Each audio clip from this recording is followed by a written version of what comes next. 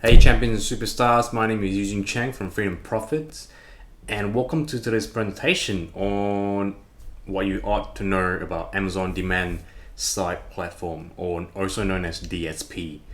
Now before we get started, I would love for you to do me a quick favor. If you want more insights videos like this, subscribe to my YouTube channel so I can help you create more tutorial videos.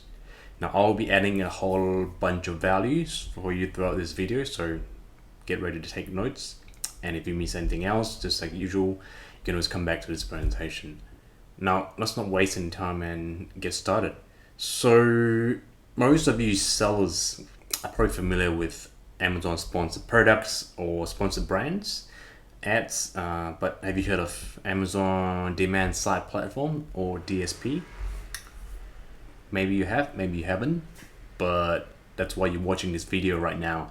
So you will learn details about Amazon DSP and how you can leverage it to retarget existing customers and also reach out to new customers. So what will you learn today? So pretty much learn everything about Amazon DSP. Now, Amazon DSP,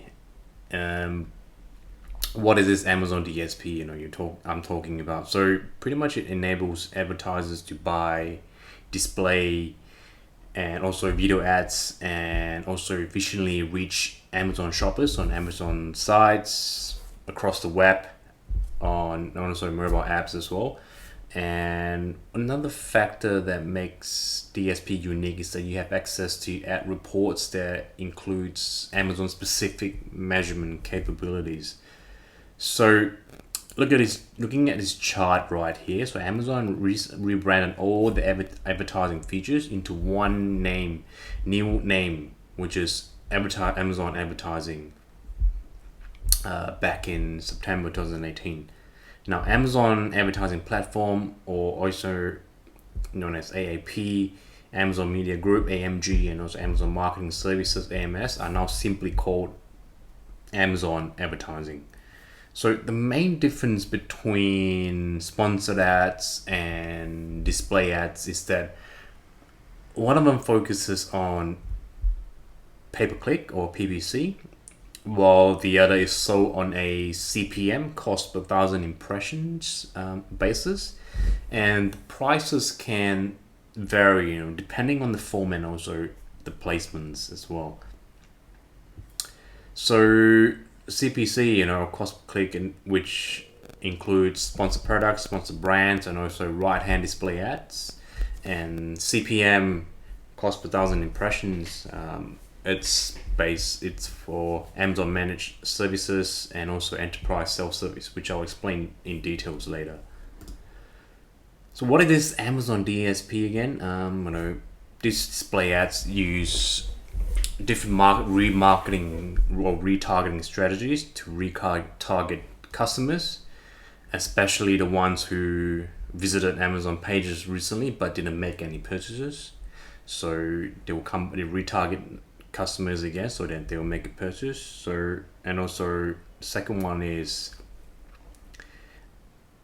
people or customers who looked at the competitors' items on Amazon. So sellers can choose to retarget them again. And also the third one is customers who search for products on other branded websites, so we'll retarget them again. So advertisers can use this Amazon DSP to reach shoppers through a few of these following platforms. So first of all is Amazon's websites. So you can see this is just an example right here. And also apps, and also Amazon devices like Fire TV, tablet, and also Amazon Kindle as well. And also Amazon owned and operated sites, such as, for example, here it's the IMDb site. So you probably don't know that IMDb is actually owned by Amazon, but now you know. And also other publisher sites, leading publisher sites such as Washington Post, and also third-party exchange side. So how does Amazon DSP work? So advertisers can use Amazon DSP to drive more value and increase your ROI, your return on investment, by delivering relevant ads to your audiences. So as mentioned earlier, past purchases, specific ASIN viewers, and also even category viewers as well across all devices and app formats. Amazon DSP ads can appear in a few of these forms, any following forms. So mobile and desktop web display ads. This is the really basic ones. Advertisers, you can use them Amazon DSP to drive more value and across the mobile and also desktop web. And keep in mind that Amazon DSP includes standard sizes for display on Amazon and other sites around the web. And here are the creative guidelines for the ads. So if your ad placement is medium rectangle, sorry, and you have your dimensions here, which is 300 by 250 pixels. I wouldn't go through all of this, but you can find this either from this video, or you can just Google it, the ad format, ad creative guidelines for the ads. So these are all the creative dimensions, the ad sizes that you need to follow and abide by, just so that you don't get rejected for your ads. And also it will be shown also in mobile app banner ads on your iOS devices, Android devices, and also Kindle Fire platforms. So ads will be shown within the app as well. And also full screen mobile interstitial ads. This full screen image covers the entire screen of the device with one clickable image shown in this example right here. And the image is resized automatically to show a crisp, guaranteed sort of safe zone with low latency on tablets and also smartphones. And with Amazon DSP as well, advertisers can create or serve a 5 seconds or more in-stream and out-stream video ads, which can be in WebM format, FLV format, or the common MP4 format. Now, recently, back in March 2019, Amazon rolled out 4 key updates to the Amazon DSP user interface. So the first one is navigation. So Amazon DSP is now more intuitive and also efficient with more prominent layout, buttons, campaign status information, and also toggle buttons as well. And the second update is the bulk editing. You can bulk edit the domain, the audience, location, target settings for all your items in there. And the third one is custom reporting. So you can create a report based on your unique requirements. For example, exact columns to show your report, what you want in the report. And you can also save it within the Amazon DSP report center. You also have the option to email reports to yourself or any other specific recipients. And the fourth one is creative moderation. So Amazon has significantly reduced the average time it takes for you to be notified if your creative needs to be revised. So say, for example, one of the ads, the format is not the right guidelines. You didn't follow the guidelines, so now it takes quicker time for you to be notified if you need to change it or pretty much remove that. So who can use Amazon DSP?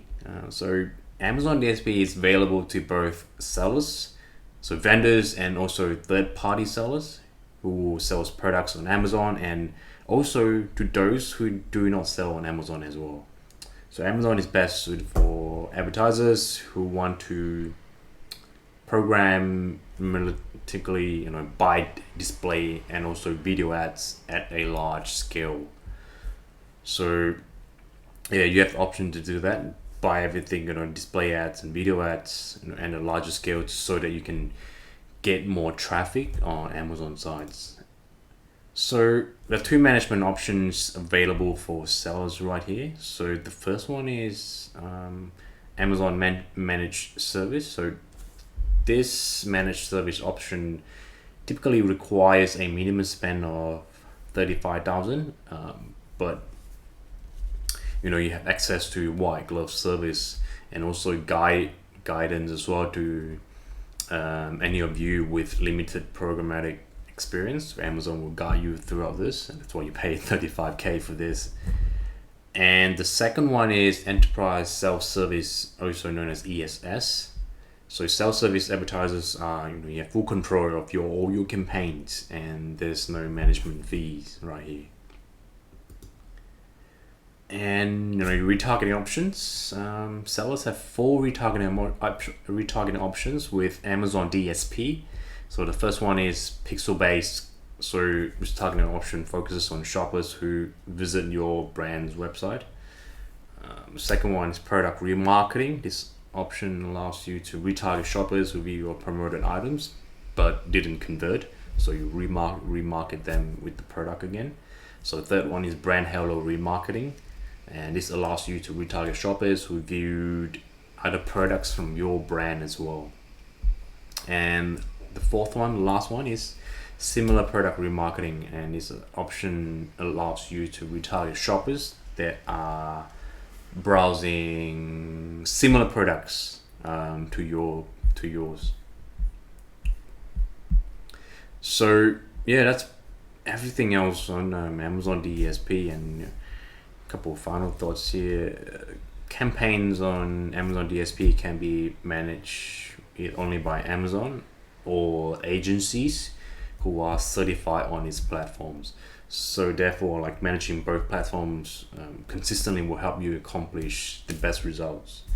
And by leveraging on Amazon DSP data, Amazon has a lot of data, so you're leveraging on that. You can have more effective ad spend by creating highly targeted audiences, and you can be in front of shoppers who have yet to purchase your products using the ASIN and also category view as targeting options. So in a nutshell, Amazon DSP will help you establish a better online presence and converting shoppers into your customers. Now, before we end this presentation, just remember to never stop testing your ads, and your advertising will never stop improving. This is a quote by David Ogilvy. And don't forget to comment down below if you have any questions for me. I promise I'll reply them as soon as possible. Thank you for taking time to watch my presentation until the end right here, and I hope you enjoyed as much as I do enjoy creating all these in-video insights for you guys. I hope you get a lot of values, and feel free to share this video, as well, share it with any of your friends or associates who will benefit from it. And of course, do yourself a favor and subscribe to my channel so I can create more videos to help you scale and grow your Amazon e-commerce business. Now, I wish you the very best of success in testing this Amazon DSP if you're gonna test it out, and I'll catch you in the next video. Thanks guys, and bye.